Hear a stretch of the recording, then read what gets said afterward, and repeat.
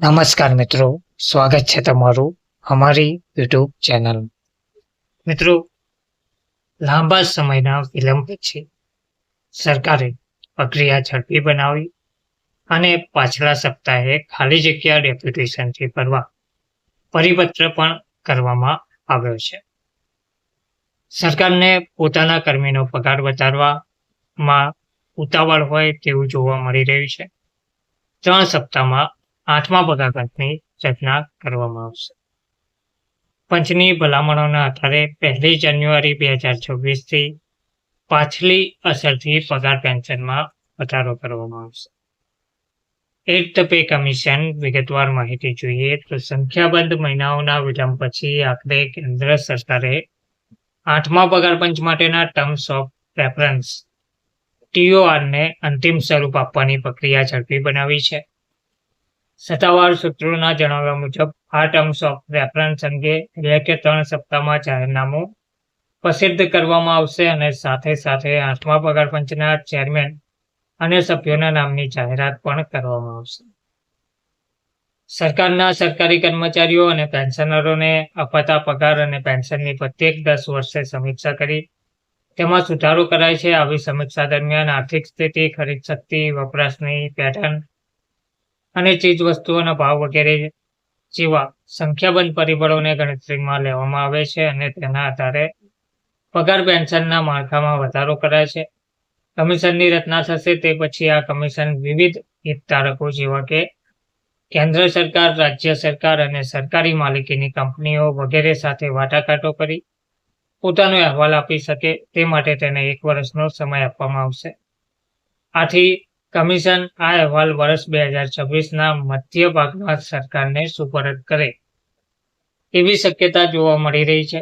આવા સંજોગોમાં આ કમિશન દ્વારા કરવામાં આવેલી ભલામણોના આધારે પગાર અને પેન્શનમાં જે વધારો કરવામાં આવશે તે 1 જાન્યુઆરી 2026થી લાગુ કરવામાં આવશે અને એરિયર્સ આ તારીખથી ચૂકવવામાં આવશે એમ પણ સૂત્રોએ જણાવ્યું છે.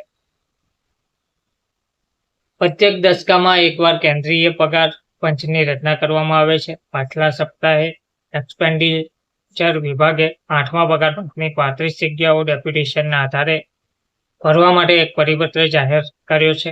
ઉલ્લેખનીય છે કે છેલ્લે 7મા પગાર પંચની રચના 28 ફેબ્રુઆરી 2014ના રોજ કરવામાં આવી હતી અને આ પગાર પંચના ચેરમેન તરીકે જસ્ટિસ અશોક કુમાર માથુરની નિયુક્તિ થઈ હતી. આ પગાર પંચને તેનો અહેવાલ રજૂ કરવા માટે 18 મહિનાનો સમયગાળો આપવામાં આવ્યો હતો.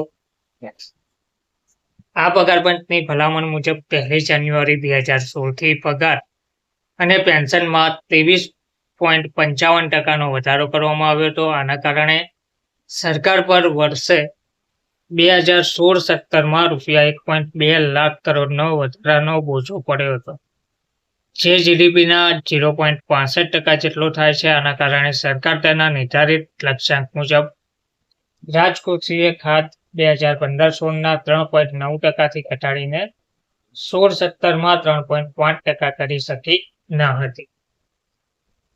તો પગાર પંચ દ્વારા સરકારી કર્મચારીઓ અને પેન્શનરોને મળતા વેતનમાં જે વધારો કરવામાં આવે છે તેના કારણે સ્થાનિક અર્થતંત્ર વપરાશને મોટું ઇંધણ મળે છે. પરંતુ કેન્દ્રીય પગાર પંચની ભલામણ અનુસાર રાજ્ય સરકારો, સરકારી માલિકીની કંપનીઓ અને કેન્દ્રીય યુનિવર્સિટીઓને પણ તેમના કર્મચારીઓના પગારમાં વધારો કરવો પડતો હોવાથી કેન્દ્ર અને રાજ્ય સરકારો પર આના કારણે મોટો આર્થિક બોજો આવે છે. તો કેન્દ્ર સરકારના પગાર પંચની ગતિવિધિ પર એક નજર કરીએ તો કેન્દ્ર સરકાર દ્વારા પ્રત્યેક દશકામાં એકવાર પગાર પંચની રચના કરવામાં આવે છે. 8મા પગાર પંચની ટર્મ ઓફ રેફરન્સ અને તેના ચેરમેન અને સભ્યોની નિયુક્તિ માટેનું જાહેરનામું 3 સપ્તાહમાં પ્રસિદ્ધ કરાશે. આ પગાર પંચને પોતાનો અહેવાલ રજૂ કરવા માટે 1 વર્ષનો સમય અપાશે અને તેથી આ પંચ 2026ના મધ્ય ભાગમાં પોતાનો અહેવાલ રજૂ કરશે.